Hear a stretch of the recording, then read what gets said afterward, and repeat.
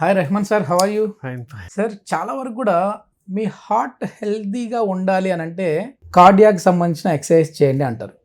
So మరి అదేవిధంగా men power పెరగాలి అని అంటే, లేదు టెస్టోస్టిరాన్ లెవెల్ ఇంక్రీజ్ అవ్వాలి అని అంటే, టైమింగ్ పెరగాలి అని అంటే ఏమైనా ఎక్సర్సైజ్ ఉన్నాయా?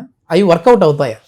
ఉన్నాయండి, డెఫినెట్లీ ఉన్నాయి. వర్కౌట్ చేస్తే టెస్టిస్ దగ్గర బ్లడ్ సర్క్యులేషన్ మంచిగా వెళ్తుంది, అవి హెల్దీగా ఉంటాయి, అవి ఉత్పత్తి టెస్టిస్టెరాన్ ఎక్కువ చేస్తాయి. ఓకే.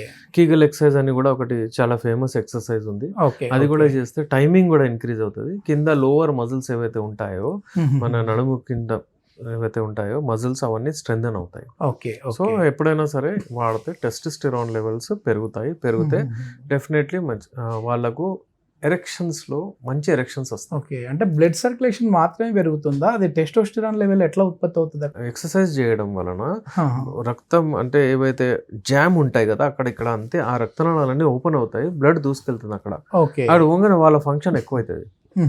దానివల్ల ఇప్పుడు స్కిన్ గ్లో అవుతుంది. ఎందుకు అంటే బ్లడ్ సర్క్యులేషన్ మంచిగా అక్కడ ఒక్కొక్క పాయింట్ దగ్గర వస్తుంది. ఓకే. అందుకే స్కిన్ ఫెయిర్ అవుతుంది, గ్లో అవుతుంది, మంచిగా అవుతుంది అంటారు.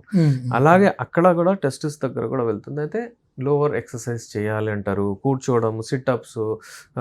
యూజువల్లీ జిమ్కి వెళ్తారు చాలా మంది, అసలు లోవర్ చేయరు. వాళ్ళకు ఉన్నదంతా టెస్టిస్టెరాన్ కట్ చేసి మజిల్ అవన్నీ బిల్డ్ చేసుకుంటారు. వాళ్ళు అది బెడ్రూమ్లో వెళ్తే ఫెయిల్ అయిపోతారు. అలాంటి వాళ్ళకి ఏంటంటే లోవర్ చేయమంటారు. లోవర్ చేస్తే టెస్టిస్టెరాన్ లెవెల్స్ పెరుగుతాయని ఉంది. బటర్ఫ్లై ఎక్సర్సైజ్ కావచ్చు, బటర్ఫ్లై కావచ్చు, సిట్అప్స్ కావచ్చు, వాళ్ళకు ఏదైనా లోవర్ చేయాలి. చేస్తే అక్కడ ఉత్పత్తి ఎక్కువ అవుతుంది బ్లడ్. కొద్దిమంది చూస్తే మంచి జిమ్ బాడీ, ఇక్కడంతా షోల్డర్ కావచ్చు, మజిల్స్ కావచ్చు బిల్డ్ అయి ఉంటుంది. కాళ్ళ దగ్గర నుంచి తొడల భాగము, కాళ్ళ దగ్గర నుంచి సన్నగా ఉంటుంది. సో అది కూడా మిస్టేకేనా? అంటే అట్లా మరీ ఒకే చోట మజిల్ని పెంచి ఇంకో చోట డౌన్ చేయడం కూడా మిస్టేక్. అదే ఆ పర్టికులర్ పార్ట్ వదిలేస్తారు, మెయిన్ పార్ట్. ఆ మెయిన్ పార్ట్ వదిలేయడం వలన వాళ్ళు బెడ్రూమ్ లో ఫెయిల్ అవుతారు. ఓకే. ఓకే. ఇప్పుడు టెస్టిస్టెరాన్ ఏంటి, ఒక రకమైన జేబులో డబ్బులు ఉన్నాయనుకోండి, అవి ఖర్చు చేస్తూ ఉంటాం మనం. అయితే ఈ పాటు ఆ పాటు ఖర్చు అయిపోతుంది. ఎప్పుడైతే రతిక్రీడలో పోతామో అప్పుడు ఎరెక్షన్కి దానికి కూడా ఉండాలి, అది ఉండదు, ఇక్కడ ఖర్చు చేసేస్తారు అంతా. అయితే దాన్ని చూసి చేయాలి ఎప్పుడైనా సరే. టెస్టోస్టెరాన్ లెవెల్స్ ఉత్పత్తి మంచిగా అయ్యేటట్టు చూడాలి, ఉత్పత్తి అయిన తర్వాత మంచిగా ఉండాలి అన్నట్టు కూడా అట్లా మెయింటైన్ చేసుకోవాలి. ఓకే. ఇప్పుడు జిమ్ చేసేటప్పుడు కొద్దిమంది ప్రోటీన్ పౌడర్ తీసుకుంటూ ఉంటారు. అంటే న్యాచురల్గా వచ్చే ప్రోటీన్ కాకుండా బయట నుంచి పాలలో కొన్ని ప్రోటీన్ పౌడర్స్ తీసుకుంటూ ఉంటారు. అట్లాంటి ఎంతవరకు సజెస్టబుల్ అండి? ప్రోటీన్ పౌడర్స్ ఇవన్నీ ఏంటంటే అప్పుడప్పుడు కెమికల్స్ ఏమేమో వేస్తున్నారు, సప్లిమెంట్స్. అంటే న్యాచురల్ ప్రోటీన్ పౌడర్ తీసుకోవచ్చు, న్యాచురల్ తీసుకోవచ్చు, కొన్ని బ్రాండెడ్ మంచిగా ఉంటే కూడా తీసుకోవచ్చు, but better to avoid. Okay. నేను ఒకటి ప్రోటీన్ పౌడర్ చెప్పాను, అందులో మనం బాదం, పిస్తా, కాజు అవన్నీ వేసాం. అంటే అదే ఆల్మోస్ట్ అంత పిరం కూడా లేదు, కానీ మంచిగా అయిపోతుంది గ్లాస్. అంటే మనమే ఇంట్లో ఇది ఇంట్లో చేసి అక్కడ పోయి వచ్చిన తర్వాత వేసుకుంటే 3 months కాకుండా 6 months 8 months లో బిల్డ్ అయిపోతుంది బాడీ. ఓకే. ఓకే. అలా చేసి హెల్దీగా ఉండకపోక అంటే కెమికల్స్ తీసుకొని అది ఇది వాడడం ఎందుకు? సో ప్రోటీన్ పౌడర్స్, స్టెరాయిడ్స్ ఇవన్నీ వాడితే అప్పటిదప్పుడు బిల్డ్ అవుతుంది బాడీ. కానీ మీరు గమనించండి, ఆ బాడీ కొన్ని రోజులే ఉంటుంది. అవునవును. దాని తర్వాత మళ్ళీ వదిలేస్తే మళ్ళీ అయిపోతుంది. అట్లే ఈ ఎక్సర్సైజ్ చేసిన రోజులు మాత్రమే వాళ్ళకి స్టామినా ఉంటుందా?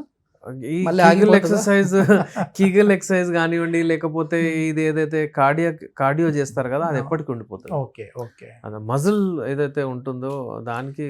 ఇవి ఏదైనా ఒకవేళ వాళ్ళలో ఈ ఎరెక్టైల్ డిస్ఫంక్షన్ ప్రాబ్లం ఉంటే మీ మెడిసిన్ తీసుకుంటే ఇవి చేశారంటే రిజల్ట్స్ తొందరగా వస్తాయి. 100% వస్తాయి రిజల్ట్స్. వాళ్ళ దగ్గర ఎట్లయినా టెస్టోస్టెరాన్ లెవెల్స్ ఉత్పత్తి అవుతుంది, ఉంది కూడా, అట్లేం లేదు.